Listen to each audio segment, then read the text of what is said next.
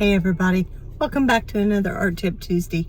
I'm here at Walmart because I need to pick up a gift for a 14-year-old girl who is into art. So, you know, I've got some ideas and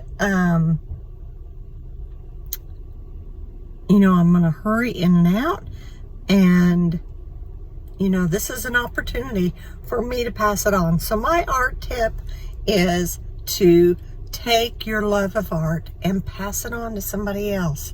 Okay, talk to you later. Bye. Hey everybody, just wanted to follow up.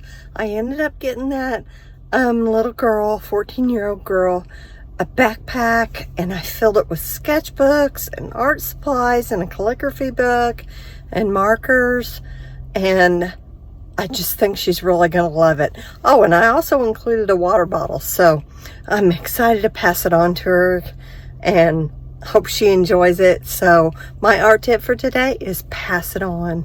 See you guys.